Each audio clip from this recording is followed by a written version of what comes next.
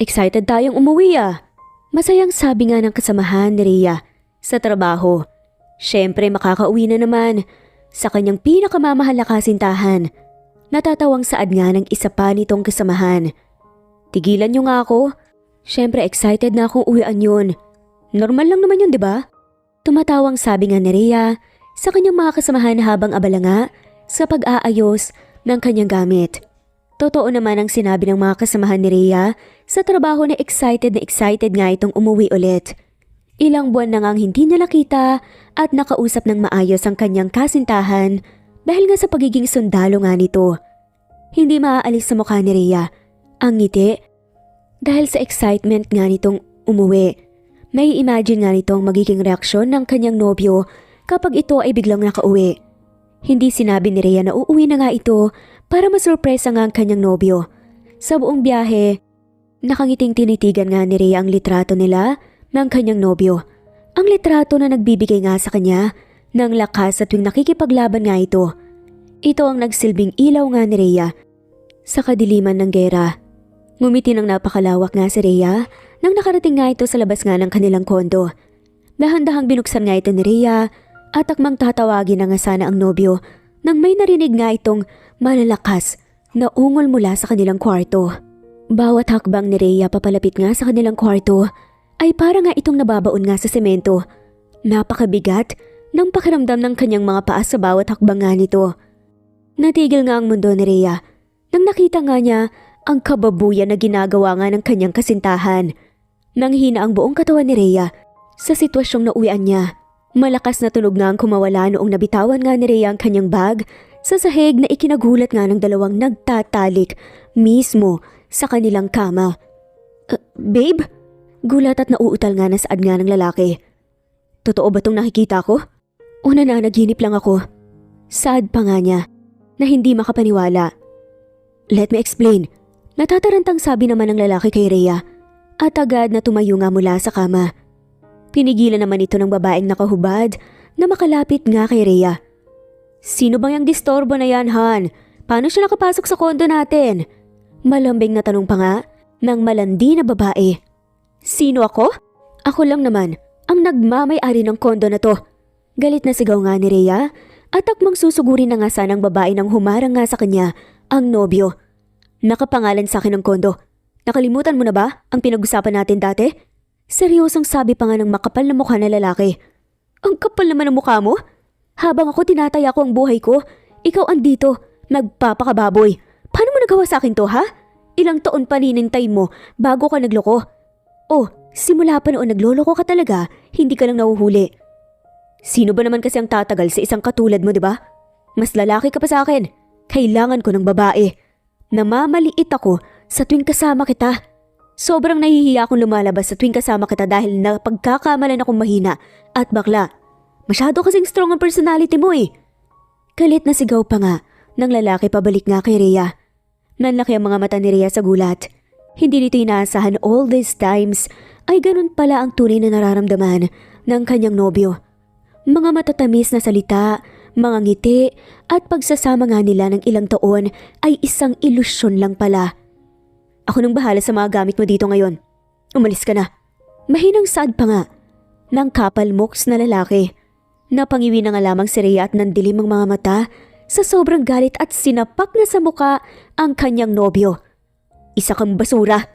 Ibinigay ko lahat sa'yo at ito ang gaganti mo? Karma ng bahala sa isang baboy na katulad nyo. Katulad mo. Umiiyak nga na sigaw ni Rhea. Ano bang ginagawa mo? Umalis ka na nga dito? Bakit mo sinasaktan ang mapapangasawa ko? Ayaw na nga sa'yo, di ba? Hindi ka pa nahihiya, pinagpipilitan mong sarili mo? Desperadang sabi naman ng babae. Nakakaawa ka. Lahat ng ginagamit mo dito sa kondo, pinundar ko. Mapapangasawa mo to? Sa tingin mo kaya kanyang buhayin? Good luck. Mariin na saad nga ni Rhea at muling tinignan nga ang nobyo. Nakapangalan na tong kondo sa'yo? Sigurado ka? Wala akong matandaan na may pinirmahan ako pero sige sa'yo na to. Nakakadiri ding gamitin. Enjoyin mo habang hindi ko pa na binibenta. Walang emosyong sabi nga ni Rhea at kinuha nga ang kanyang bag bago tuluyang umalis. Umiiyak na nagparangan ng taxi si Rhea dahil wala nga itong matutuluyan. Nagpunta nga ito sa fire department kung saan nga nagtatrabaho ang kanyang dating kasamahan sa pagsusundalo. Anong ginagawa mo dito? At bakit ganyan ang itsura mo?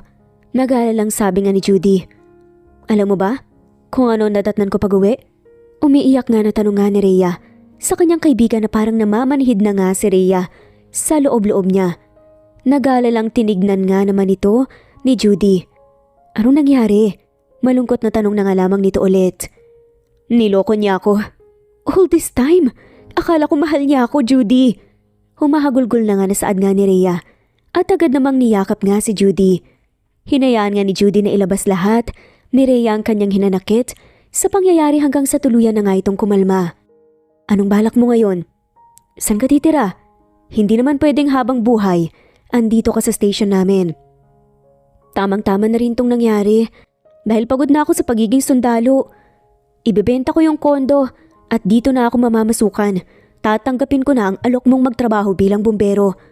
Humihikbing saad nga ni Rhea. Sigurado ka ba? Masayang tatanggapin kita dito pero baka padalos-dalos ka lang sa mga desisyon mo dahil nga sa nararamdaman mo.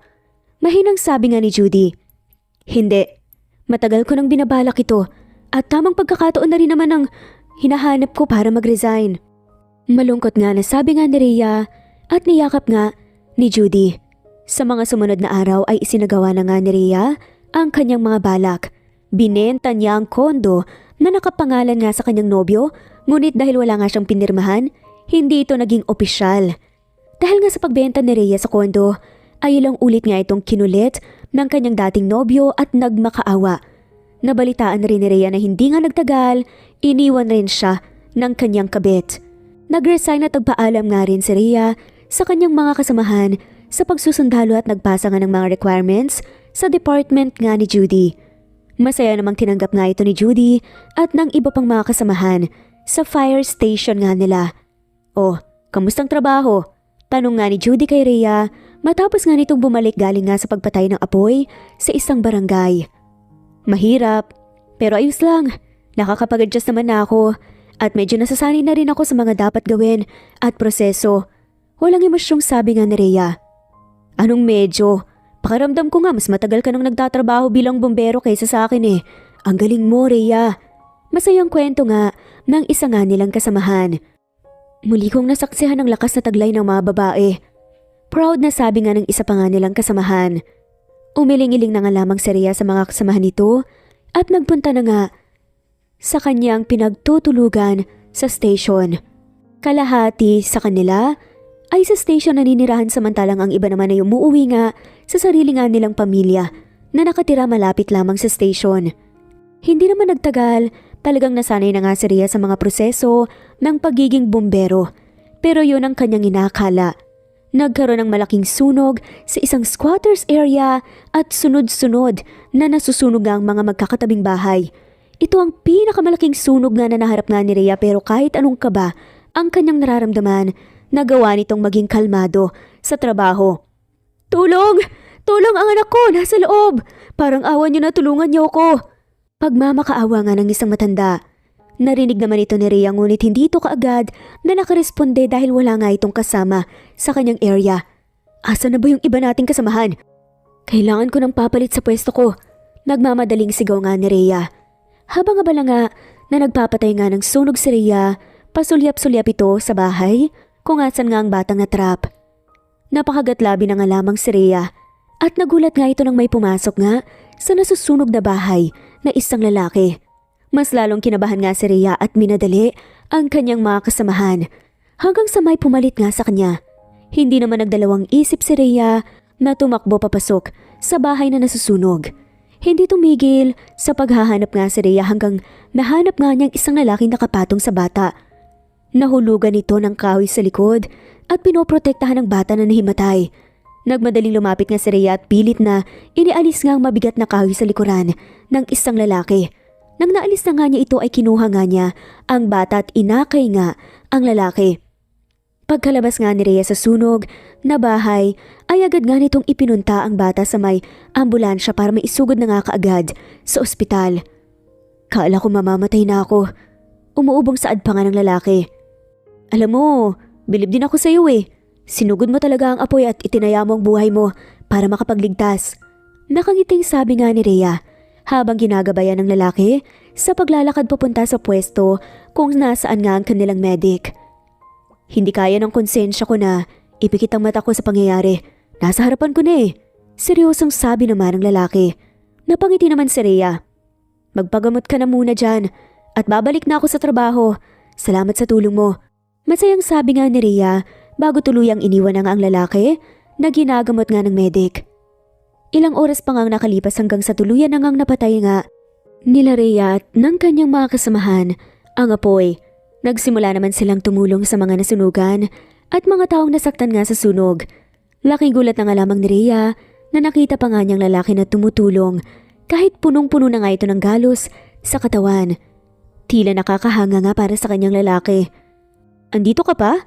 Dapat umuwi ka na. Baka mapano pa yung mga sugat mo, may infection pa eh. Hindi makapaniwalang sabi nga ni Rhea. Gusto kong tumulong bago ako umuwi. Kaya ko pa naman. Nakangiting saad nga ng lalaki. Tumaas nga ang tingin nga ni Rhea at nakaramdam ito ng bilib. Leo nga pala. Masayang pagpapakilala nga ng lalaki. Rhea, salamat sa tulong mo ulit ah. Matapang na saad nga ni Rhea. Maraming salamat din sa inyong mga bumbero. Nakangiting saad naman ni Leo. Parang hinahaplos nga ang puso ni Rhea sa narinig nga nitong pasasalamat nga sa kanila na ginawa. Kinabukasan ay abalang nagtatrabaho nga sa loob ng station si Rhea kasama ang kanya mga kasamahan. Nililinis nga at tinitignan nila ang mga kagamitan nila sa trabaho nang bigla nga siyang tinawag ng kanyang kasamahan. Rhea, may naghahanap sa'yo. Sigaw nga sa kanya ng kasamahan. Sino kaya yun? Kunot noong tanong nga ni Rhea habang inaalis nga ang gloves niya. Si Mamang Pogi kahapon. Nakangising saad naman ni Judy sa kanya. Ay! Sabay-sabay pa nga nasigaw nga ng iba na kasamahan. Mga loko talaga kayo. Umiiling-ilingan sabi nga ni Rhea habang naglalakad papuntang entrance ng kanilang station. Lumawak nga ang ngiti sa mukha ni Leo nang nakita nga si Rhea na naglalakad papalapit nga sa kanya. O Leo, may maitutulong ba ako sa'yo? Masayang tanong nga ni Rhea. Wala naman. Gusto lang sana kitang yayain na kumain sa labas eh para makapagpasalamat sa pagsalba mo sa buhay ko kahapon. Malambing pa nga na sabi nga ni Leo. Ano ka ba? Wala yun. Tsaka ginagawa ko lang naman yung trabaho tungkulin ko eh. Pagpupumilit naman ni Leo. Kahit na. Kakain lang naman tayo sa labas eh. Napapaisip naman si Rhea at sa huli pumayag na nga ito. Sige, tara lalabas rin naman ako eh para bumili ng panibagong cellphone. Kasi mukhang nahulog to sa sunog kahapon eh. Nakangiting sabi nga ni Rhea. Saktong-sakto. Sasamahan na kita. Masayang sabi nga ni Leo. Hindi naman na ito pinigilan pa ni Rhea at hinayaan na nga lamang si Leo na samahan ito kahit matapos nga silang kumain. Dahil sa simpleng paglabas ng dalawa, nagawa nilang magkwentuhan sa mga buhay nga nilang dalawa. Mas nakilala nga nilang isa't isa. Hindi alam ni Rhea kung bakit pero napakagaan nga ng loob niya kay Leo habang si Leo naman ay parang nakakita ng anghel sa tuwing tinitigan nga si Rhea. Hindi na itinago pa ni Leo ang masaya na nararamdaman niya at tinanggap na nga lamang ang pagkahulog kaagad nito kay Rhea. Akin ang cellphone mo. Nakangiting sabi nga ni Leo. Kunot noong binigay naman ni Rhea ang kanyang cellphone kay Leo. Nagtataka man ito ngunit binigay niya pa rin ang cellphone. Abala sa pagtatype nga si Leo sa cellphone nga ni Rhea at may tinawagan. Makikitawag ka lang pala eh. Dapat sinabi mo na lang. Natatawang sabi nga ni Rhea. Nilabas naman ni Leo ang kanyang cellphone mula sa kanyang bulsa at kinaway-kaway kay Rhea. Narealize naman ni Rhea ang ginagawa ni Leo. Tinignan nga ni Rhea ang kanyang cellphone at tama nga ang kanyang hinala. Nakasave na nga ang number ni Leo sa kanyang bagong telepono at tinawagan nga niyang number ay number nga ni Leo. Paano ba yan? Mauna na ako. Nakangiting sabi nga ni Leo at nagmadaling umalis. Kinabahan naman kasi ito at baka ipadelete nga ni Rhea ang kanyang number kaya nagmadali na nga itong umalis. Hindi naman ito pinagtuunan nga ng pansin ni Rhea at bumalik sa kanilang station. Hoy, kamusta ang date nyo ni Mamang Pogi ha? Pangungulit nga ni Judy pagkabalik nga ni Rhea sa trabaho. Wala, kumain lang kami, nagkwentuhan at sinamahan niya akong bumili ng cellphone. Anong date? Normal na labas lang yun no? Natatawang saad nga ni Rhea. sa kanyang kaibigan. Pustahan tayo. Babalik dito yon. Confident na sabi naman ng isa nilang kasamahan. Paano mo naman nasabi? Nakataas ang kilay na tanungan ni Rhea. Basta, tignan mo lang kung hindi bukas baka sa isang bukas. Basta babalik yun. Nakangising sabi nga ng kasamahan ni Rhea. Naguluhan naman si Rhea at napaisip na imposibleng bumalik nga si Leo dahil wala naman itong rason para bumalik at makipagkitang muli kay Rhea. Pasasalamat lang naman kasi yung kanina. Hello, magandang araw. Nakangiting batingan ni Leo kay Rhea na balang hinuhugasan nga ang kanilang truck isang araw. Napanganga naman si Rhea. Tama nga ang sinabi ng mga kasamahan niya. Hindi ito makapaniwalang bumalik nga si Leo. Sabi sa iyo pangaasar pa nga ng kasamahan nga ni Rhea. Agad namang lumapit nga si Rhea kay Leo. Anong ginagawa mo dito? Nagugulhang tanong nga niya. May dala akong pagkain para sa'yo, pati na rin sa mga kasamahan mo. Masayang sabi nga ni Leo. Sakto, gutom na kami. Mahinang sabi naman ni Judy. Inikutan na lamang ito ng mata ni Rhea at pilit nang initian nga si Leo. Hindi naman kailangan pero salamat. Nagabala ka pa talaga. Nahihiyang sabi pa nga ni Rhea. Naghiyawa naman ang mga kasamahan ni Rhea nang nag-ibigay nga sa kanila ang pagkain. Napabuntong hininga na nga lamang si Rhea. Pasensya ka na. Laking kuweba kasi mga kasamahan ko Natatawang saad na nga lamang ni Rhea. Natawa naman si Leo sa biro nga ni Rhea at walang sawang tinignan ito ng napakatamis. Pansin na pansin ng mga kasamahan nga ni Rhea ang pagkagusto nga ni Leo kay Rhea. Pero itong si Rhea ay tila manhid at hindi nga ito nakikita at nararamdaman. Manhid ka rin no? Natatawang sabi nga ng kasamahan nga ni Rhea sa trabaho na si Judy. Nang makaalis nga si Leo. Ha? Bakit naman? Kunot-noot na gugulhang tanong nga ni Rhea. Napabuntong hininga na nga lamang si Judy at tinapik nga ang balikat ng kaibigan. Kawawang Leo. Bulong nga ni Judy habang naglalakad paalis. Kunot noong tinignan nga ito ni Rhea, ngunit hindi na nga lamang ulit ito pinansin. Hindi nagtagali na kasanayan na nga nila Rhea ang presensya nga ni Leo sa kanilang station. Hindi naman ito nilagyan ng meaning ni Rhea ngunit habang tumatagal ay nako-conscious na nga ito sa presensya nga ni Leo sa kanyang tabi. Wala ka bang trabaho? Kunot noong tanong nga ni Rhea kay Leo na nakaupo nga tahimik na pinagmamastan nga sa Rhea na hinasikaso ang mga kagamitan sa trabaho. Ako ang boss kaya hindi ko na kailangan magtrabaho pa ng sobra. Madami naman na akong trinain and for how many years maging masipag naman ako sa trabaho. Kaya iba na ang priority ko. Mayabang na sabi pa nga ni Leo pero may laman. Ang totoo, pinagpupuyatan niya ang kanyang mga trabaho sa kanyang kumpanya sa gabi para ito ay magkaroon ng oras sa umaga para kay Rhea. Gusto mo bang magbumbero? Naguguluhang tanong na nga lamang ni Rhea. Hindi, gusto ko lang makasama ka. Malambing na banat naman ni Leo. Natigilan naman si Rhea sa kanyang ginawa at naguguluhang tinignan si Leo. Makasama ako? Bakit? Wala ka bang kaibigan? Inosenteng tanong nga ni Rhea. Napahampas na nga lamang sa noo ang mga kasamahan nga ni Rhea na abala din na nagtatrabaho sa hindi kalayuan sa kanila. Pero kahit papaano rinig ang usapan nila. Naasar ang mga to dahil nga sa pagkamanhid nga ni Rhea sa pagkagusto ni Leo. Marahil nga, sinarado nga nito ng saglit ang kanyang puso matapos nga siyang pagtaksilan ng kanyang dating nobyo. Habang si Leo naman natawa at nakyutan sa naging reaksyon ni Rhea. Inosente nga ito kung umakto. Gusto kitang makasama. Gusto kitang laging nakikita. Lagi kong gusto na marinig ang boses mo. In short, gusto kita. Pag-amin nga ng derechahan ni Leo. Kinabahan naman si Rhea. Parang nagsibalikan ng sakit na kanyang naramdaman sa pagkahiwalay nga nila ng kanyang dating nobyo. Paano ba naman kasi? Binigay nga niya ang best niya sa relationship na nga nang yun tapos niloko lang siya. Di kung ganun, mas maganda siguro na alisin mo na lang yung pagkagusto mo sa akin habang maaga pa. Siga, pero medyo malungkot na sabi nga ni Rhea at agad na iniwan nga si Leo na nakaupo. Nagtaka naman si Leo sa pagbasted nga sa kanya ni Rhea. Ngunit hindi ito nagpatinag at hindi sumuko nga sa pag-aakyat nga ng ligaw kay Rhea. Kahit na ilang beses pa nga niya itong tinaboy. Ano to? Kunot noong tanong nga ni Rhea kay Leo. Necklace. Napansin ko kasi na mahilig ka sa mga traditional na necklace. Kaya nung may nadaanan ako, naalala kita. Kaya yan. Mahinang saad nga ni Leo na parang nga itong nahihiya. Tahimik naman na binuksan nga ni Rhea ang regalo nga ni Leo at parang hinaplos nga ang kanyang puso nang makita nga ang kagandahan ng kwintas. Salamat pero hindi ko tatanggapin yan. Ayokong mamislead ka. Mahinang sabi nga ni Rhea. Tanggapin mo to. Huwag mo kong alalahanin at akong bahala sa mga nararamdaman ko. Ito ang gusto ko. Masayang sabi nga ni Leo habang tinutulak nga pabalik ang regalo nga kay Rhea. Biglang bumagsak nga ang ulan at napatingin nga si Leo sa labas habang si Rhea naman ay patagong tinignan nga si Leo habang nakangiti.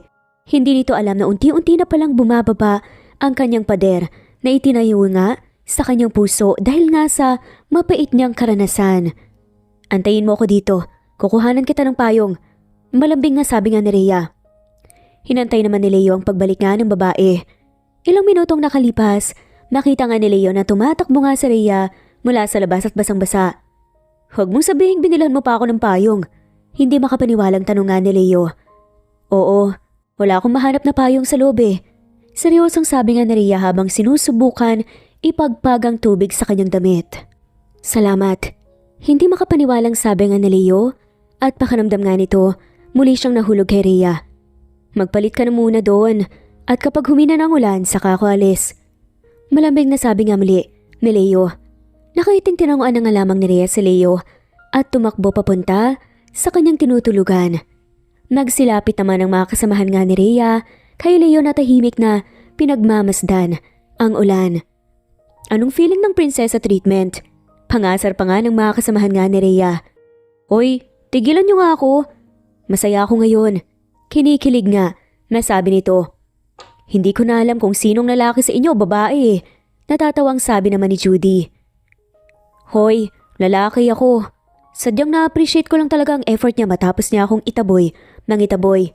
Masayang sabi nga ni Leo. Wala guys, malakas na talaga ang tama na ito. Pangasar nga ng isang bumbero nga kay Leo. Ewan ko sa inyo. Natatawang saad na nga lamang ni Leo. Agad namang bumalik nga si Rhea sa pwesto nga ni Leo nang makapagpalit na nga ito. Sinamahan nga ni Rhea si Leo na inantay nga ang paghina nga ng ulan para makapunta si Leo sa kanyang sasakyan. Ine-enjoy naman ang dalawang presensya ng isa't isa habang tahimik na pinagmamasdan ng ulan hanggang sa tuluyan na nga itong humina. Magiging busy ako sa mga susunod na araw at sana sa pagdalaw ko pumayag na lang makipag-date talaga sa akin officially sa labas. Yung matatawag talagang date hindi yung labas lang. Matamis na ginitian nga ni Leo si Rhea bago umalis. Nanlaki naman ang mata ni Rhea nang makita na napakatamis at napakalawak ng ngiti nga ni Leo at tumigil ang oras nga ni Rhea sa mga minutong yon. Hindi naman nawala ang ngiti ni Leo sa isipan nga ni Rhea. Totoo nga ang sinabi nga ni Leo kay Rhea. Naging masyadong busy nga ito sa kanyang kumpanya. Nakakakuha na nga lamang ito ng balita sa mga minsang pag-text nga ni Leo sa mga articles na kanyang nababasa tungkol kay Leo. Hindi may tatanggi ni Rhea na namimiss niya ang presensya nga ni Leo. Sino ba naman ang hindi? Araw-araw na nangungulit tapos silang araw na mawawala. Nagte-text naman si Leo kay Rhea kapag nakakahanap nga ito ng oras, ngunit napuputol kaagad ito sa isang simpleng text dahil hindi nagre-reply si Rhea. Kahit anong gusto ni Rhea na mag-reply para makausap nga ng kahit saglit si Leo, ayaw nga nitong makaistorbo sa pagiging busy nga ni Leo kaya hindi na nga ito nag-reply. O Rhea, kung tapos ka na dyan sa isa nating truck, sa susunod naman, natapos ko na tong ibang trabaho kundi linisin mo yung isa sa'yo na yon. Pag-uutos nga sa kanya ng isa sa kanyang mga katrabaho. Sige kuya, ako na, salamat. Masayang sabi nga ni Rhea. Ang paglilinis nga ng kanilang truck ang isa sa mga kasiyahan nga ni Rhea kaya naman hindi ito nagdalawang isip tanggapin ang trabaho na paglilinis nga ng kanilang truck. Masayang naglilinis nga ng truck si Rhea hanggang sa napansin nga itong black shoes sa ibaba ng truck na naglilinis nga ito ng gulong. Inikot kaagad ni Rhea ang truck para makita kung sinong nagmamay-ari ng sapatos na yon. Laking gulat na nga lamang ni Rhea nang nakita nga si Leo na nakatayo habang may hawak na bulaklak. Hi, kamusta ka? Nakangiting pagbati nga ni Leo. Hindi naman naiwasan o napigilan nga ni Rhea ang mapangiti.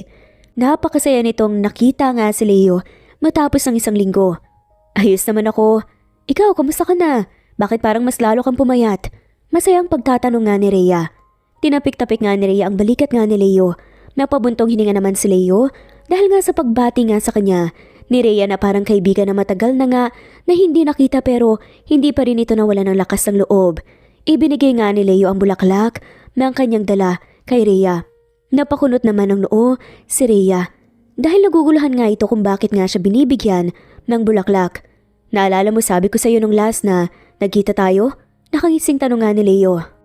Namula naman, kagad nga si Rhea. Anong naalala nga ang paghaya nga ng date ni Leo? Hindi nga nito magawang magsalita kundi napatitig na nga lamang sa bulaklak na kanyang hawak-hawak. Okay ka lang? Nag-aalalang tanong nga ni Leo nang nakita ngang tulala si Rhea. Natauhan naman si Rhea at napakamot na nga lamang sa kanyang batok dahil nga sa hiyang nararamdaman. Pasensya na, hindi ko kasi alam kung paano magre-react. Ni minsan ay hindi pa ako nakatanggap ng kahit na isang bulaklak. Nahihiyang sabi nga ni Rhea. Ni isa? Wala ka bang naging nobyo? Nagtatakang tanong pa nga ni Leo. Meron, nung sundalo pa ako. Mahinang sabi nga ni Rhea. Wow, naging sundalo ka pala. Kakaiba ka talaga. Bilib na bilib talaga ako sa'yo. Namamanghang sabi nga ni Leo. Nanlaki nga ang mga mata ni Rhea sa gulat.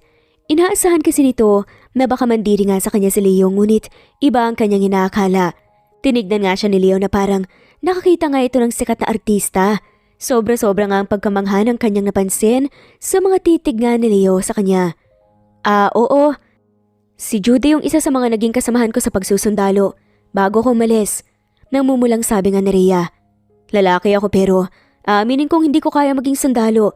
Tsaka bakit naman hindi ka binigyan kahit na isang bulaklak ng dati mong nobyo? Ang ganda-ganda mo kaya?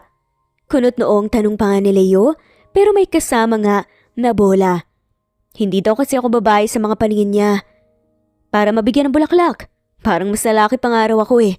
Malungkot na sabi nga ni Rhea. Napatigil naman si Leo. Naramdaman kagad nito na hindi maganda ang naging karanasan nga ni Rhea sa dati nga niyang nobyo.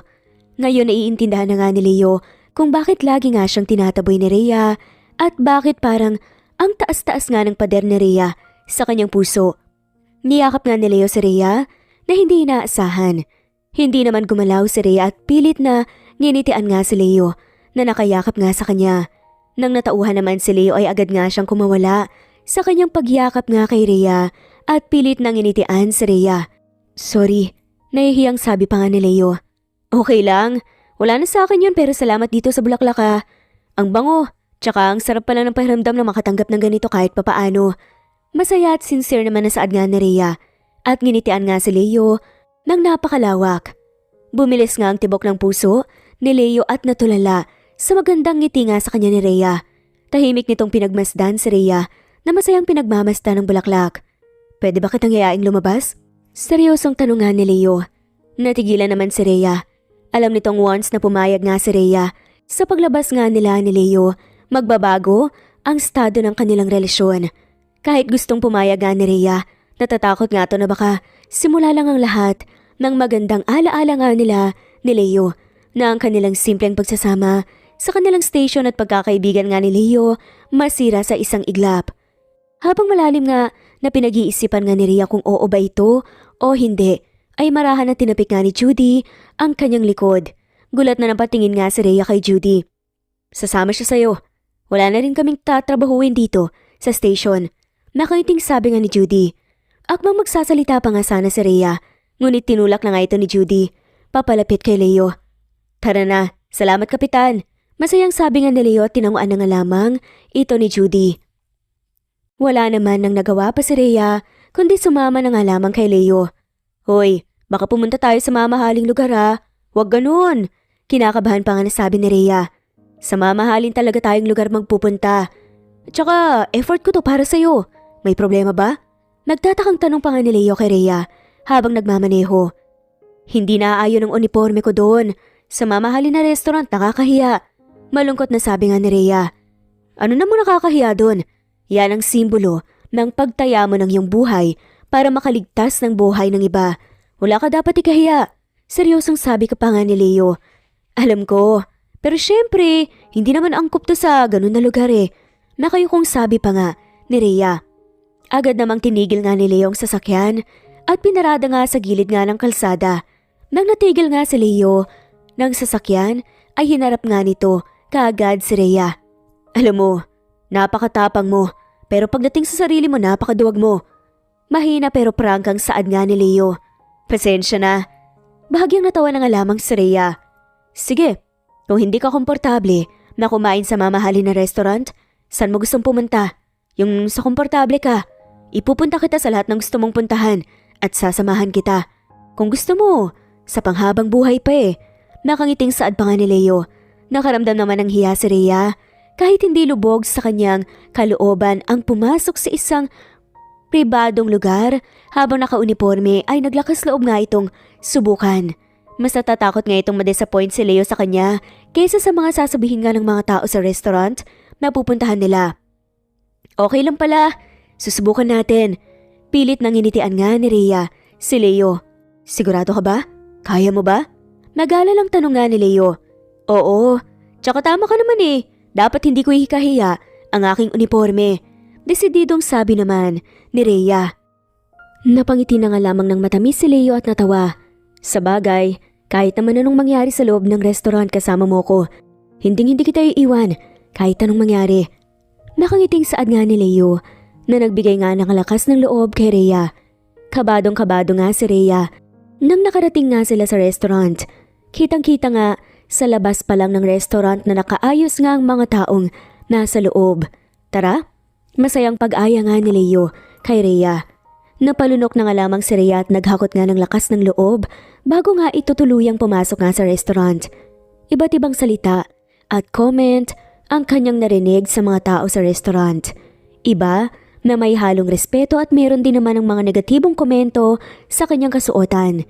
Hindi makagalaw si Rhea at pakiramdam nito, nahihilo nga siya sa sobrang daming naririnig na mga komento tungkol sa kanya.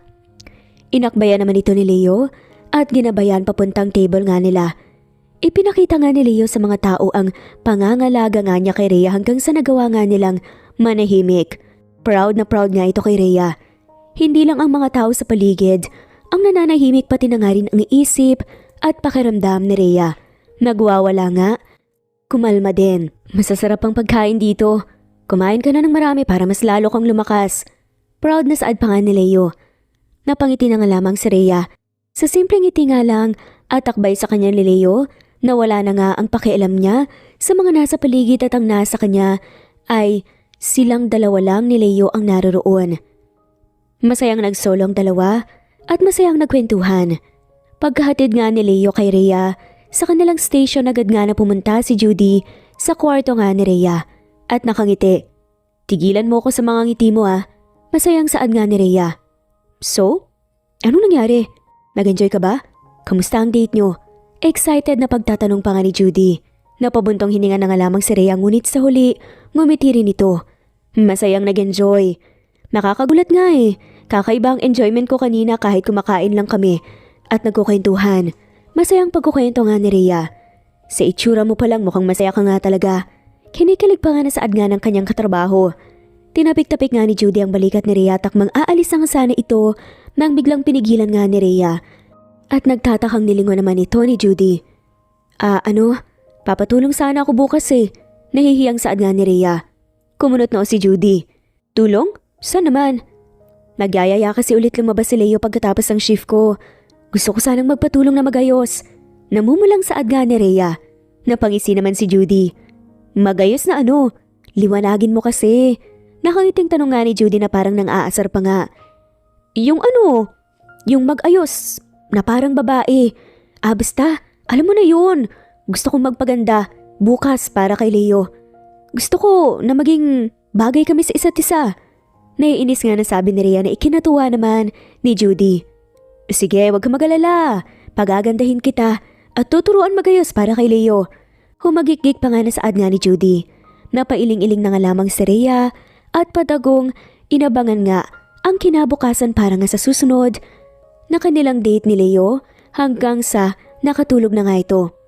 Kinabukasan, hindi maitago nga ni Rhea ang pagkaganda ng kanyang mood. Napapailing na nga lamang ang kanyang kasamahan sa station habang kumakanta-kanta pa nga si Rhea habang nag-aayos ng kanilang mga kagamitan sa trabaho. Hindi na kailangan tanungin ng mga tao kung bakit masaya nga si Rhea dahil alam ng mga ito ang dahilan ay si Leo. Nang dumating nga ang oras ng pagtatapos nga ng kanilang shift ay agad na nagpunta nga si Rhea sa opisina nga ni Judy. End of shift na, halika na. Excited nga na sabi nga ni Rhea. Naku Rhea, excited masyado, may 2 minuto pa ang shift mo. Natatawang sabi nga ni Judy na ikinamula naman ni Rhea. Hindi naman, napapanood ko lang kasi sa social media na ang mga babae daw ilang oras bago matapos magayos. Nahihiyang sabi pa nga ni Rhea. Uy, iba ang pagka-excited ah. Nag-research pa online. Tumatawang sambit nga ni Judy. Umiling-iling na nga lamang si Rhea habang sinusundan nga ni Judy papunta sa kanyang kwarto. Sinimula naman kaagad ni Judy ang pag-aayos nga kay Rhea. Habang inaayusan nga niya ito, ay sinasabay na nga niya ang pagtuturo ng kung ano-ano hanggang sa tumawag nga si Leo sa kanya. Papunta na ako sa station niyo, pasensya at natagalan. Mahinang sabi nga ni Leo sa telepono. Ayos lang, mag-iingat ka sa pagmamaneho. Nahutal nga na sabi ni Rhea at binaba na nga ang tawag. Malilate ba? Curious na tanong nga ni Judy at tumango naman si Rhea. Buti na lang hindi ka pa kasi tapos eh. May konti pa tayong gagawin bago ka magbihis. Nakaising sabi nga ni Judy. Nagpatuloy nga ang mga ito hanggang sa tuluyan na ngang natapos nga si Rhea. Nang matapos na nga rin ito na magpalit ng damit, agad nga na tinignan nga ni Rhea ang kanyang telepono at nakita nga ang mensahe ni Leo na nakarating na nga ito. Nagmadali namang kinuha nga ni Rhea ang kanyang bag at lumabas nga para tignan kung naantay nga siya ni Leo. Nakahinga nga si Rhea ng maluwag nang makitang masayang nakikipagkwentuhan si Leo sa mga kasamahan niya sa trabaho. Natulala naman si Leo nang makita nga ang itsura ni Rhea habang naglalakad nga ito papalapit sa kanya. Nagsihiyawan nga ang mga kasamahan nga ni Rhea sa trabaho at may patapik-tapik pa nga sa likod ni Leo. Hindi alam ni Leo ang sasabihin. Alam niyang maganda si Rhea ngunit mas lalong nailabas nga ni Rhea ang kanyang kagandahan matapos mag-ayos. Nagsialisa naman ang mga katrabaho nga ni Rhea nang makalapit nga ito kay Leo. Namula at nakaramdam ng hiya si Rhea nang makita nga ang nakatulalang si Leo at nakaawang pa nga ang kanyang bibig na konti na nga lamang ay papasok na nga ang langaw. Yung bibig mo, isara mo. Weird bang tignan? Nahihiyang tanong pa nga ni Rhea. Oo eh. Weird. Sa sobrang ganda mo. Namamanghang banat nga ni Leo. Namula naman ang buong mukha ni Rhea.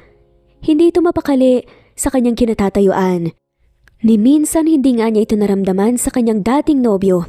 Pero ngayon ay may tumitingin nga sa kanya na puno ng pagkamangha. Ang ganda mo. Maganda ka pero mas lalo kang gumanda ngayon. Napasinghap na sabi nga ni Leo. Buti at bagay sa akin. Nauutal nga na sambit nga ni Rhea. Lahat naman bagay sa'yo eh. Pero para akong mababaliw sa itsura mo ngayon. Namamanghang saad pa nga ni Leo. Salamat. Nahihiyang sagot naman ni Rhea. Hindi maiwasan ni Leo ang mapatingin nga kay Rhea habang nagmamaneho. Natawa naman si Rhea kaya pabirong tinapik nga ang balikat nga ni Leo. Baka mabunggo tayo niyan. Natatawang saad pa nga ni Rhea. Sorry na. Magfo-focus na ako dito sa kalsada. Ayoko rin na may mangyari sa atin dahil pakakasalan ko pa ang kagaya mo. Seryosong sabi nga ni Leo. Ha? Gulat at hindi makapaniwalang sabi ni Rhea. Wala. Erase lang yung sinabi ko. Pilit na tumawa na nga lamang si Leo. Huy Leo umayos ka nga. Sigaw nga ni Rhea sa kanyang isipan. Sa ibang restaurant naman ipinunta nga ni Leo si Rhea. Namangha naman si Rhea sa iba't ibang klaseng putahe nga na nakita nga sa menu habang si Leo naman ay napapangusa sa sobrang pagpigil nga ng inis. Kunot noong tinignan naman ito ni Rhea. May problema ba? Nagala lang tanong nga ni Rhea. Wala naman. Naiinis lang ako sa mga mata na sa paligid. Naiinis nga na saad nga ni Leo at nagpatuloy na nga sa pagtingin ng menu. Sa sobrang pagtatala nga ni Rhea ay tinignan nga niya ang kanilang kapaligiran at namula nang nakita nga ang mga ilang lalaking nagnanakaw ng tingin sa kanya. Bumalik nga ang tingin ni Rhea kay Leo na kunot noong tinitigan nga ang menu at natuwa. Bakit? Nakangusong tanong pa nga ni Leo. Hindi ko man lang napansin. Pakiramdam ko kasi dalawa lang tayo nga dito eh. Natatawang saad nga ni Rhea na ikinamula nga ni Leo. Napahawak nga sa dibdib si Leo at patagong nagkagatlabi. Kalma heart, kalma ka lang. Pagpapakalma nga ni Leo sa kanyang pusong nagwawala. Nang matapos naman sina Leo at Rhea na kumain ay pinunta nga ni Leo ito sa malapit na pasyalan para maglakad-lakad nga. Iba't ibang stall ng mga palaro ang kanilang sinubukan at pinuntahan. Sobrang saya ni Rhea sa mga oras na yun at ganun din si Leo hanggang sa sunod-sunod na may tumawag nga kay Rhea. Agad namang sinagot nga ni Rhea ang tawag nang nakita nga si Judy, ang caller. Nang matapos nga silang mag-usap, malungkot na napatingin nga si Rhea kay Leo. May sunog? Nag-aalalang tanong nga ni Leo. Sorry talaga Leo Kailangan ko nang umalis kulang daw kasi sila sa tao Tsaka malaki yung apoy. Malungkot na sabi nga ni Rhea. No worries, tara na. Ihatid na kita para mabilis. Bago pa may mangyari sa mga tao doon. Natatarantang sabi pa nga ni Leo. Nagulat naman si Rhea ang inakala niya magtatampo nga si Leo pero hindi. Natigil nga ang kanilang date dahil nga sa trabaho pero siya pa mismong nagmadaling ipunta nga si Rhea sa kung saan kailangan nga nitong pumunta. Nang nakarating na nga sa lugar kung saan may sunog, agad na nagpalit nga ng damit si Rhea at tumulong sa kanyang mga samahan. Si Leo naman ay agad nga na tumulong sa mga nasalanta ng sunog. Ilang oras ang nakalipas, tuluyang napatay nga nila Rhea ang sunog. Agad namang hinanap nga ni Rhea si Leo hanggang sa nakita nga niyang tinutulungan niya ang mga nasalanta ng sunog. Kahit hindi naman niya kakilala, kahit hindi naman niya responsibilidad o trabaho. Napangiti na nga lamang si Rhea habang pinagmamasdan si Leo. Parang nag-slow motion nga ang mundo nang nakikita nga niya ang kabutihang ginagawa ng lalaki. Ang swerte mo kay Leo girl. Mabuting tao kahit na napakayaman. At bonus na gwapo pa. Macho din. Nakangiting sabi nga ni Judy. Mukha nga may nakilala akong sobrang bait. At ang swerte ko. Masayang sagot nga ni Rhea. Nang natapos nga ang lahat ng dapat nga nagawin, nagpunta na nga lamang si Leo kay Rhea na abala sa pag-ayos nga ng kanilang kagamitan. Tulungan na kita. Malambing na sabi nga ni Leo pero pinigilan nga ito ni Rhea. Ako na rito. Trabaho ko rin naman to Alam kong pagod ka sa trabaho.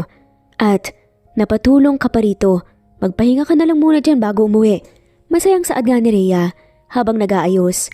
Hindi naman na nagpumilit pa si Leo dahil baka mas marami pa nga ang trabahuin nga ni Rhea kapag nagkamali ito dahil nga sa pagod. Ramdam na ramdam nga ni Leo ang pagod kaya naman mas lalo nga itong nabilib kay Rhea dahil nakakayanan nga nito ang ganoong klaseng mabigat na trabaho. Tapos na kami, tara na? Pag-aya nga ni Rhea. Halika na tihatid na kita sa station nyo. Masayang sabi naman ni Leo. Tahimik naman ang naging biyahe nga hanggang sa nakarating na nga sila sa station. Mag-iingat ka. Salamat sa araw na to at pasensya dahil nadamay ka pa sa trabaho ko. Nakangiting sabi nga ni Rhea. Okay lang. Nag-enjoy ako at masaya akong nakatulong sa'yo at sa mga nasalanta kaya wala kang dapat naalalahanin. Mas lalo nga akong nahulog sa'yo habang pinapanood ka in action sa trabaho mo. Ang astig mo pala. Natatawang sabi pa nga ni Leo. Napangiti naman ang napakatamis nga si Rhea na ikinamula nga ni Leo. Nagpaalam naman na nga si Rhea at tumalikod nang biglang nagsalita nga muli si Leo. Rhea, mahinang pagtawag nga nito. Bakit? Nakangiting tanong nga ni Rhea. Wala, sa susunod na lang. Magpahinga ka na sa loob at late na rin. Nahihiyang sabi nga ni Leo. Napaisip naman si Rhea at naghakot nga ito ng lakas ng loob bago lumapit muli kay Leo. Nagtaka naman si Leo na sa biglaang paglapit nga ni Rhea. Bigla ang hinila nga ni Rhea ang damit ni Leo, papalapit sa kanya na ikinagulat nga ni Leo. Mas lalong nagulat nga si Leo nung hinalikan nga nito si Rhea sa labi. Good night. Namumulang sabi nga ni Rhea at nagmadaling umalis. Habang si Leo naman natulala nga sa nangyari. Ilang minutong nakalipas nang natauhan nga si Leo. Napangiti nga ito ng sobrang tamis at hindi na nga nawala ang kanyang ngiti hanggang sa nakauwi na nga ito. Mas lalo namang sumaya si Leo at nakita nga ang anak na si Kiko na masayang tumatakbo sa kanya papalapit. Daddy, how's your day? Masayang tanong nga ni Kiko. It's fine anak. Bakit gising ka pa? Malambing na tanong nga ni Leo sa anak. Want to hear more stories po about the woman who saves people from fire? And I also want to know how's your date po? Humahagikik pa nga na saad nga ni Kiko. Do you want to meet her? Masayang tanong pa nga ni Leo. Yes, Daddy! I want to meet the woman who makes you smile again. Excited na sigaw nga ni Kiko. Kinabukasan matapos nga ng trabaho nga ni Leo sa kanyang kumpanya, nagpunta nga ito sa station nila Rhea. Hindi na lang nito inaasahan na makita nga doon ang kanyang sekretary na si Amy kasama nga ang kanyang anak na si Kiko. "Daddy, kanina ka pa po namin hinihintay." Masayang salubong nga ni Kiko sa ama. "Anak, bakit ka nandito? You are supposed to be at school." Nalilitong tanong pa nga ni Leo. Dinala ko siya dito. Namimiss ka na kasi ng bata eh." Malambing na sabi nga ni Amy. "Sino ba yan? Bakit pa bebe kay Leo?" Naiiritang bulong nga ni Judy kay Rhea. Nagkipit balikat na nga lamang si Rhea at patagong tinatago nga ang sakit na nararamdaman. Ngunit napansin naman ito ni Leo. Kaya agad nga itong tumayo para ipakilala nga ang mga ito kina Rhea. "Rhea, ito nga pala ang anak ko si Kiko at sekretary ko si Amy." Malambing na pagpapakilala nga ni Leo sa dalawa. Sekretary pala pero kung umasta parang nanay ng bata.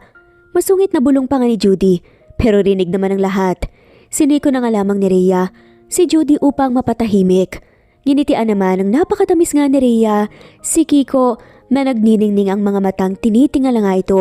You fight with the fire? Namamanghang tanong nga ni Kiko kay Rhea. "Yes, gusto mo bang subukang sumakay sa fire truck?" Masayang tanong pa nga ni Rhea na ikinatuwa naman ng bata. Sumunod naman si Kiko kay Rhea kasama ang iba nga nitong katrabaho. Naaliw ang mga to kay Kiko dahil masyadong namamangha sa kanilang mga bumbero. Naiinis naman na tinignan nga ni Leo ang kanyang sekretary na si Amy. "Bakit mo naman kinuha ang bata sa eskwelahan? May ilang oras pa bago sila matapos eskwela." Naiinis nga na sabi nga ni Leo. Hinaplos naman ni Amy ang kamay nga ni Leo para subukan nga itong pakalmahin. "Kalma, namimiss ka lang kasi ng bata eh, kaya ipinunta ko dito. Akala ko kasi andito ka na." Malambing na sabi nga ni Amy. Padabog ni inalis nga ni Leo ang kamay ni Amy sa kanyang kamay. "Don't cross the line, Amy. Isang beses mo pang gamitin ang anak ko, I swear gagawin ko ang lahat para hindi ka makalapit sa akin kahit na yung anino mo. At ano, hindi mo alam? Sekretary kita at hindi mo alam ang schedule ko? Ginagawa mo ba talaga ang trabaho mo?" Naiirita pa nga na saad nga ni Leo sa kanyang sekretarya. Napakagatlabi naman si Amy sa sobrang pagkapahiya na nararamdaman. Galit itong umalis ngunit desidido nga itong sisirain nga niya ang namumuong pag-iibigan ni na Leo at Rhea. Agad namang sumunod nga si Leo kung saan nga si na Rhea at Kiko na masayang nagkukwentuhan. Tungkol nga sa mga kagamitan sa trabaho. Sa wakas nakita mo na rin in real life ang gusto mong makita. Masayang sabi nga ni Leo sa kanyang anak. Yeah, Daddy. It's much cooler in person. Namamanghang sabi nga ni Kiko. Nagkatitigan naman si na Rhea at Leo ngunit agad na napaiwas nga ng tingin si Rhea kay Leo dahil biglang pumasok nga ang imahe nga ni Amy sa kanyang isipan.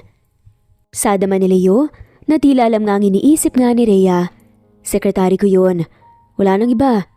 Sorry na, patawarin mo na ako. Hindi ko gustong itago sa'yo ang anak ko. Sasabihin ko pa nga sana sa'yo ngayong araw pero naunahan ako. Seryoso pero malumanay na pagpapaliwanag nga ni Leo. Napaisip naman si Rhea kung pagkakatiwalaan niya ang sinabi ni Leo ngunit nang naalala nga niya na nasa ligawan stage pa lamang silang dalawa, hindi niya na nga naisip kung talaga bang sekretary niya lang si Amy. Okay lang, nagulat lang talaga ako na may anak ka na pala, hindi halata sa itsura mo.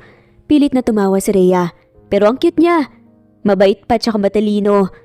Unang pagkikita pa lamang ni Rhea at Kiko, magaan na nga ang kanilang loob sa isa't isa. Nalaman din ni Rhea na matapos manganak ng nanay nga niya, iniwan nga ito ni Leo at hindi na nga muling nagpakita pa sa kanila. Kapag natapos naman ang eskwela at trabaho sa kumpanya ni Leo, lumalabas nga silang tatlo para mamasyal o kumain nga sa labas. Niyaya na nga rin ni Leo si Rhea sa kanilang bahay dahil minsan doon nga sila kumakain. Pinagluluto nga ni Leo sina Kiko at Rhea ng panggabihan. Anong gagawin mo mamaya? Sa free schedule mo bago ang meeting mo with clients mamayang hapon? Malambing na tanong nga ni Amy. Clear my schedule for the rest of the day. Lalabas kami nila Rhea at Kiko dahil walang pasok si Kiko. Walang emosyong sabi nga ni Leo kay Amy. Napakagatlabi na nga lamang si Amy sa sobrang selos. Naisip nga nito kung saan nga siya nagkulang. Ilang taon nga itong nagtiis sa kanyang tabi bilang sekretary, ngunit ni minsan hindi ito nagkaroon ng tsansa para kay Leo. Dahil nga sa sobrang pangamba, natuluyan nang mawala sa kanya si Leo tuwing pumupunta nga sila Leo at Kiko sa station, sumasama nga siya. Kiko, wash your hands bago ka kumain. Masungit na sabi pa nga ni Amy kay Kiko. Napayo ko na nga lamang si Kiko dahil bigla itong napagalitan. Kumuha nga ng wipes si Rhea at pinunasan nga ang kamay ni Kiko. Yan, it's clean na. Pwede ka lang kumain. Damihan mo ha. Malambing na sabi nga ni Rhea kay Kiko. May kinatawa naman ni Kiko. Sinabi kong maghugas siya ng kamay. Sino ka to interfere? Wala kang alam sa bata. Saka, sakitin siya. At sa maliit na germs lang pwede nang ikasakit niya ito. Galit na sabi pa nga ni Amy kay Rhea. Wow, kung makaasta ka, akala mo ikaw yung nanay ng bata. Naaasar naman na sabi nga ni Judy habang masungit na tinitignan nga si Amy. Excuse me? Halos katuwang ako ni Leo na nagpalaki sa bata, of course. Ako ang mother figure ni Kiko. Maarting saad pa nga ni Amy. Excuse me din ah. Ang hinayaan ko lang, tumambay dito sa station namin ay si Kiko. Si Leo nga hindi basta-basta na nakakatambay rito tapos ikaw, hindi ka man lang nagpapaalam sa akin na kapitan bago magkalat-kalat rito sa station ko. Naiinis nga na sabi ni Judy. Judy, tama na. Hayaan mo nang kausapin ko na lang si Leo. Pagpipigil na nga lamang ni Rhea sa kanyang kaibigan. Feeling entitled kasi masyado Naiiritang saad nga ni Judy bago tuluyang umalis. Hindi pala kami welcome dito di aalis na lang kami. Let's go, Kiko. Matari na saad naman ni Amy. But Daddy said to wait for him. Malungkot na sabi nga ni Kiko. I said let's go. Nagpipigil nga ng galit na saad nga ni Amy. Bakit mo ba pinipilit ang anak ko na umalis? Walang emosyon na tanong naman ni Leo. Gumagabi na rin kasi Leo.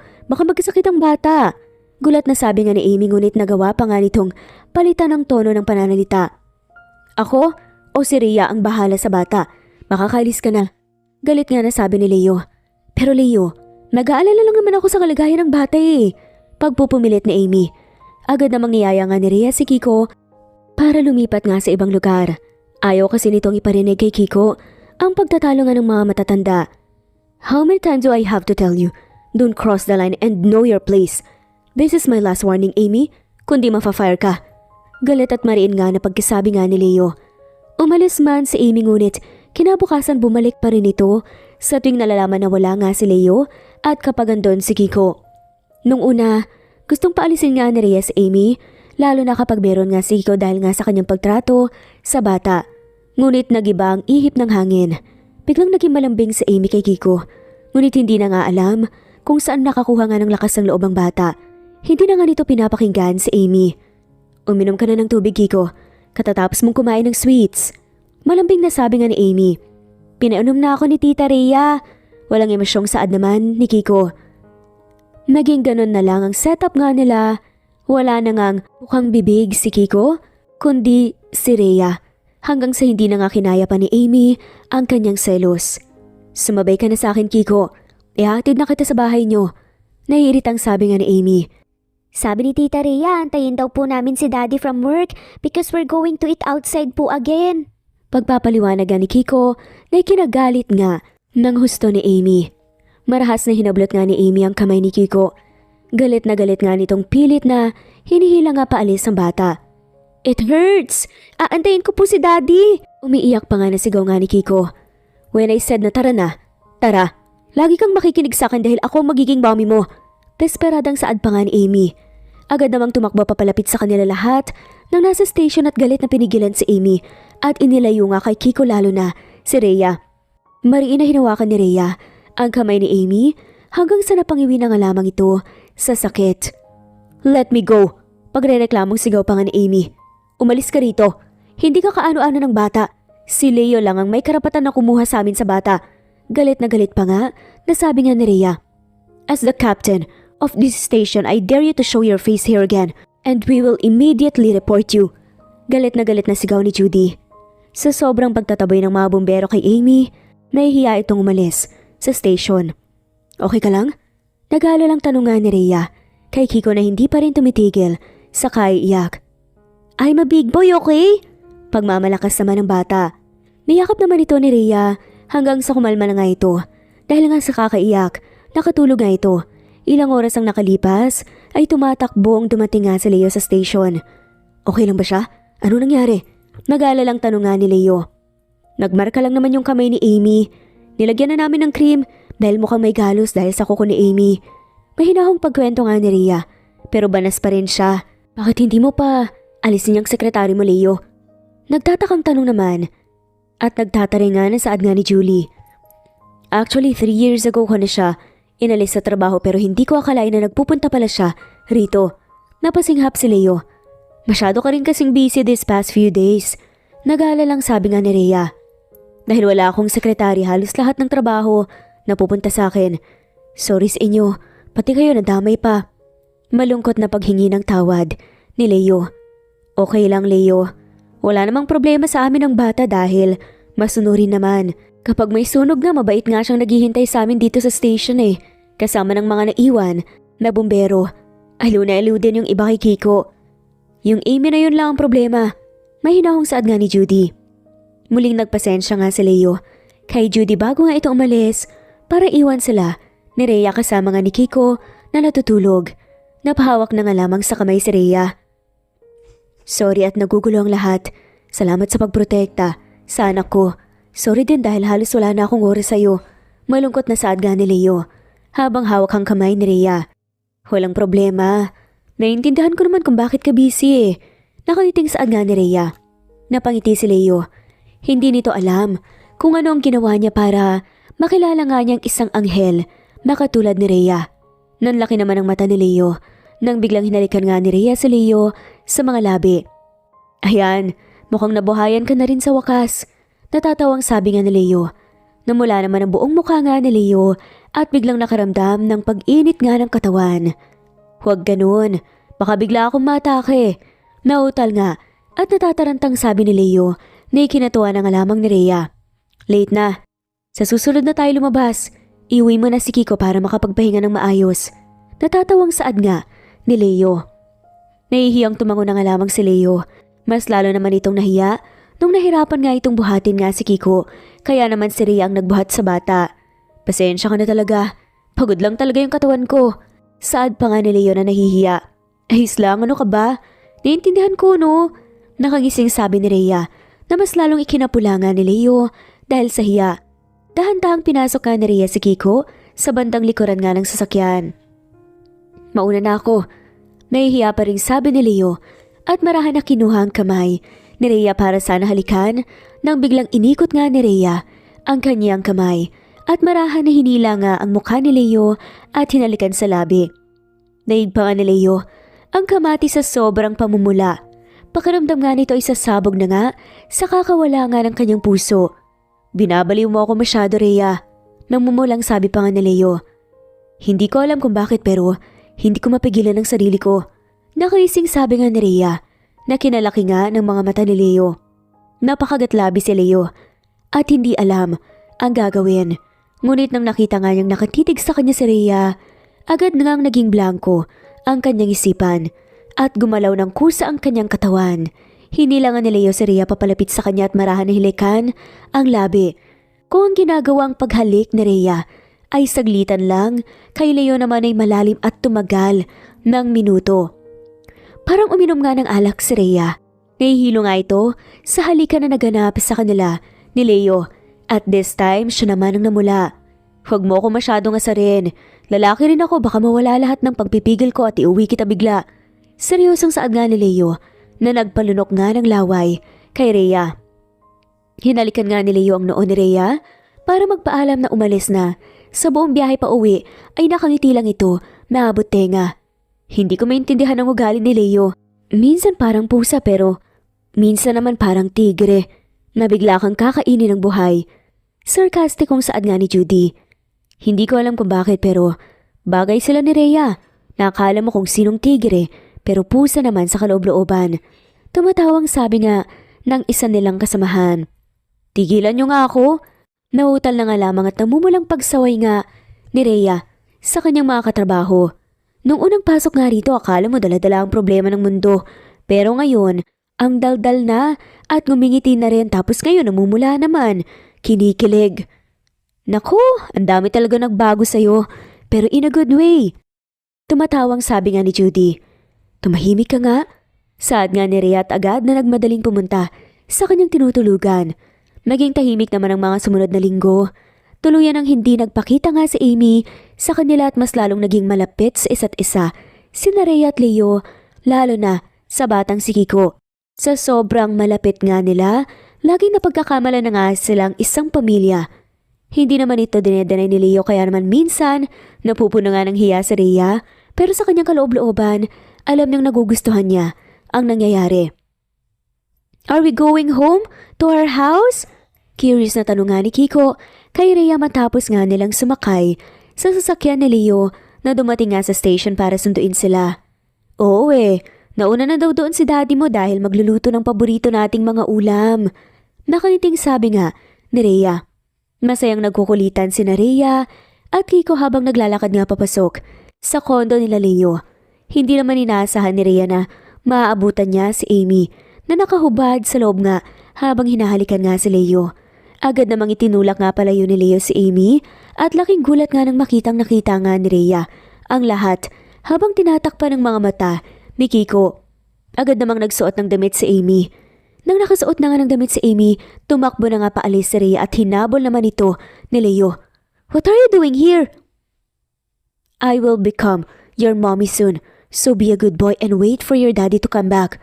Masayang sabi pa nga ni Amy at umalis na nga rin ng kondo. Samantalang si Leo, nagmamadaling habulin nga si Rhea. Kung ano man ang iniisip mo, hindi yan tama. It's not what you think. Hingal na hingal nga nakabadong sabi ni Leo nang naabutan nga niya si Rhea. Anong sasabihin mo? Nagkusa siyang pumasok sa bahay niyo at naghubad at bigla kang hinalikan? Walang emasyong sagot nga ni Rhea. Yun talaga ang nangyari, Rhea. Nakita mo naman, di ba? Tinulak ko siya papalayo. Desperadong saad nga ni Leo. Alam mo bang pagkatapos ko, sa sundalo excited akong umuwi at pagka-uwi ko nadatnan ko ang long-term boyfriend ko na nakikipagtalik sa ibang babae. Ngayon, parang naulit na naman lahat ng sakit. Umiiyak nga na sabi ni Rhea na ikinagulat nga ni Leo. Huwag mo kong itulad sa kanya, Rhea. Maniwala ka sa akin. Please, hindi ko ginusto yon. Alam mo naman kung gaano ka desperada si Amy, di ba? Please, maniwala ka. Hindi ko talaga ginusto yung nangyari. Nagulat lang ako na pumasok siya sa kondo ko bigla. Akala ko pa kayo, tapos siya pala. Bakit ba alam niya ang password ng kondo mo in the first place? Kaya sa simula pa lang, ginusto mo to. Bakit hindi mo man lang pinalitan ang password mo kung talagang gusto mong mawala siya sa buhay mo? Puno pa nga ng pagdududa, nasabi nga ni Rhea. Dahil na nga rin sa kanyang trauma sa nakaraan. Nawala sa isip ko, Rhea. Sa sobrang dami ng ginagawa. I'm sorry, please.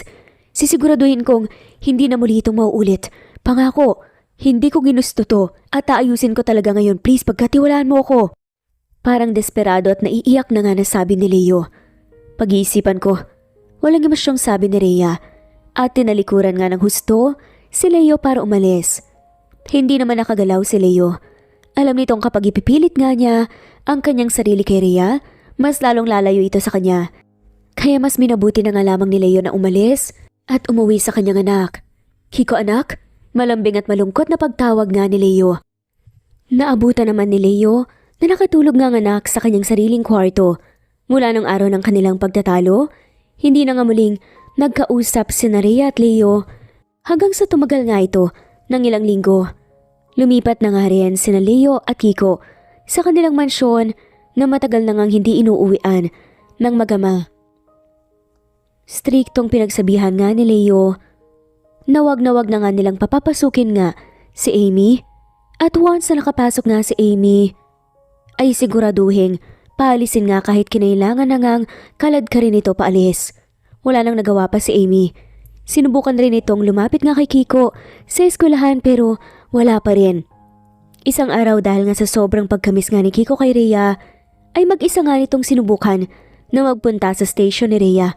Ngunit wala nga ito. Sinubukan ngang maglakad-lakad ni Kiko pero nawala nga siya nang nakita ang isang palaruan na maraming mga batang naglalaro. Napalaro tuloy ito hanggang sa dumilim na. Sa sobrang takot nagtago nga sa loob ng slide si Kiko at walang nagawa kundi umiyak.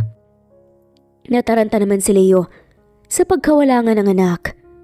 At agad nga na tumakbo nga sa malapit sa kanilang mansyon hanggang sa nakarating nga ito sa station nga nila Rhea. Leo? Pawis na pawis ka, anong nangyari? Nag-aalalang tanong naman ni Judy. Naglalakad pa palapit nga si Rhea. Kay Judy nang marinig nga na nabanggit ang pangalan nga ni Leo kaya agad na napatigil nga sa paglalakad. Ayaw nga nitong magpakita pa kay Leo kaya minabuti na nga lamang nitong antayin ang pag-alis nga ni Leo. Pasensya na Judy, wala ba rito ang anak ko? Hingal na hingal nga at sobrang pagod na tanong ni Leo. Wala naman, buong hapon kami nga dito sa station, hindi naman siya nagpunta dito. Kinain nga ng takot si Leo at akmang tatakbo na nga sana paalis nang narinig na nagsalita si Rhea. Anong nangyari kay Kiko? Nag-aalalang tanungan ni Rhea. Kanina ko pa kasi siya hinihintay sa bahay pero hindi pa umuwi. Mag-isang umuwi yung driver niya, inakala na sinundo ko sa eskwelahan. Kanina ko pa nga siya hinahanap pero hindi ko na nahanap. Nagpapanik na, sabi nga ni Leo. Judy, pwede ko bang hiramin yung sasakyan? Nagmamadaling tanungan ni Rhea. Agad namang tumango si Judy. Hindi na nga nagsayang pa ng oras si Rhea at agad na pinaharurot na nga ang fire truck kasama nga si Leo at nag-ikot-ikot na nga sa lahat nga ng lugar kasama ang ibang mga bumbero. Nang narinig nga ni Kiko ang tunog ng fire truck ay agad itong lumabas sa pagtatago nga sa slide at nagsisisigaw nga ng pangalan ni Rhea. Tinawagan naman kaagad ng kasamahan nga ni Rhea sina Leo at Rhea nang nahanap nga si Kiko at agad na nagpunta sa lugar kung nasan nga ang bata. Tita Rhea!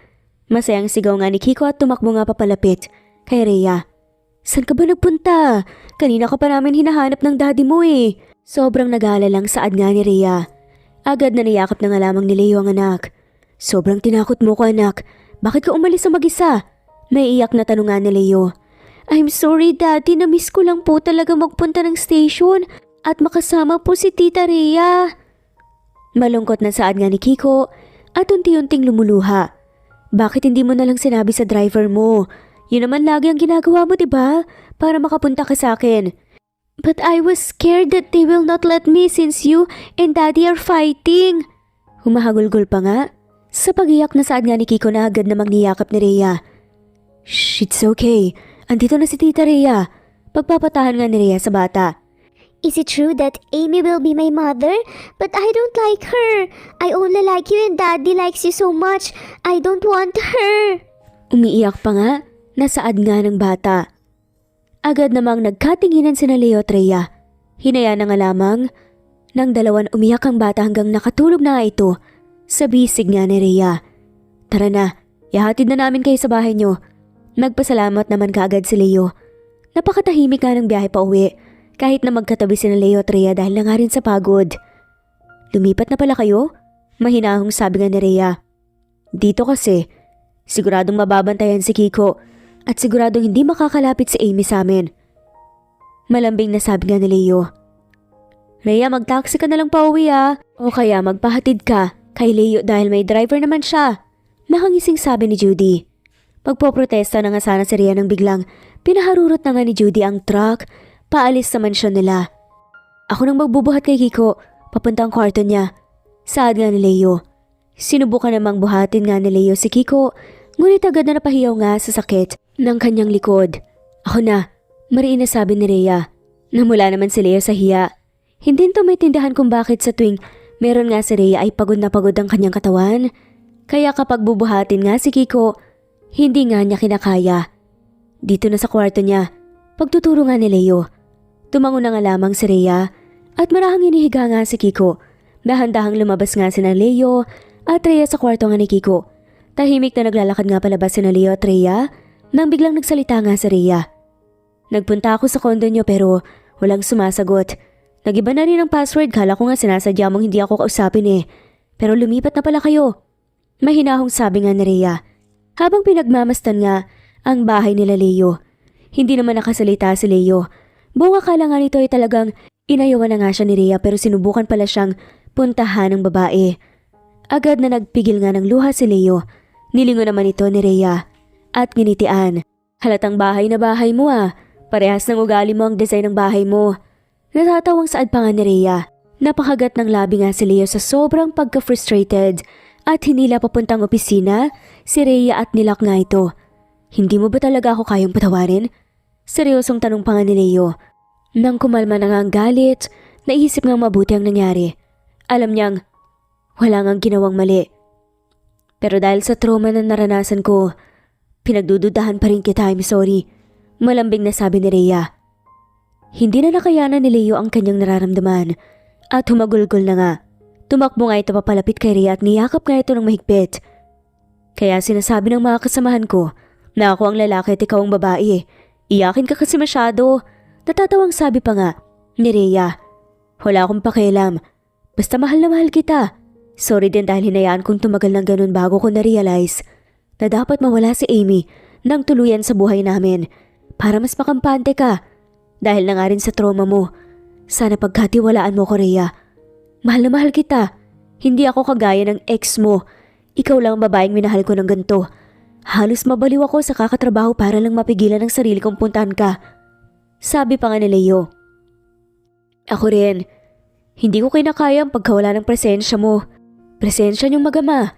Seryosong sabi nga ni Rhea at hinalikan na nga sa labi si Leo.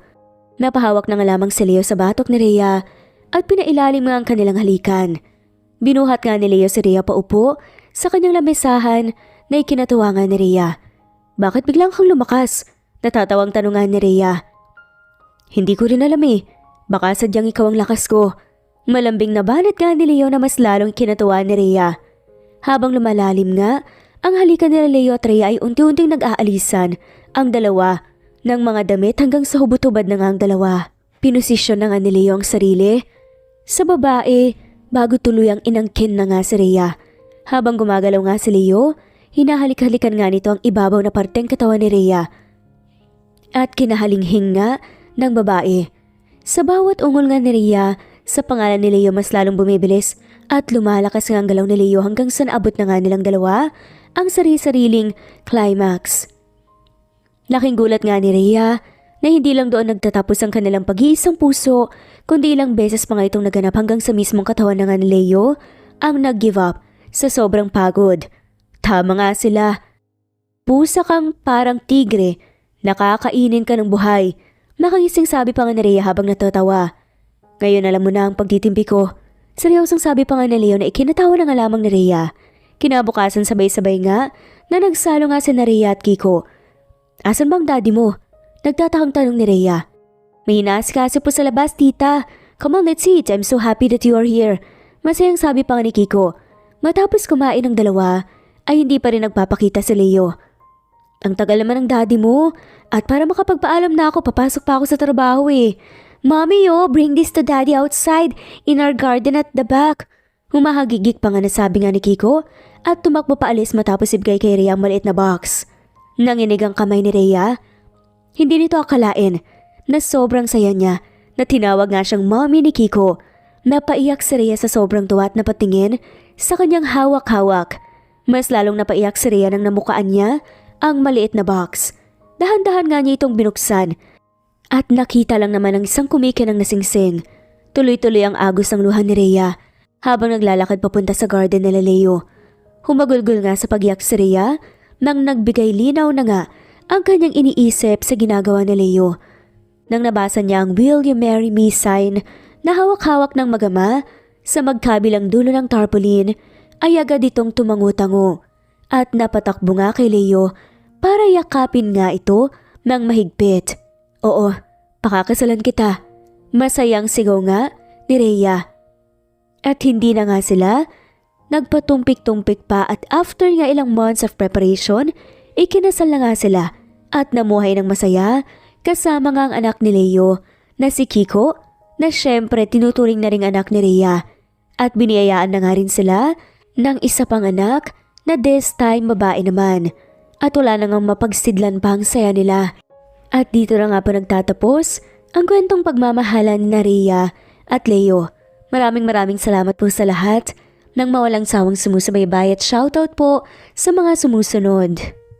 Carnie Rahayu, Shirley Rose Hamayan, Jessica Vargas, Maria Rabanes, Marieta Valdez, Merlin Pascual, Evangeline Burgonio, Lina Almazan, Just Jen, Romela Agreda, Irene Garcia, Bernadette Falcotela, Renato Capison, Bongski, Maribel, Mira Channel, Dekito, Leonora, Dens, Diola, Helen Murillo, Fe Navarez, Ernesto Rosel, Estrelita Bado, Dory, Renato, Katkat Barrientos, Jocelyn Gallarin, Christy Flores, Jocelyn, Lynn Rafanan, Augustus Rafanan,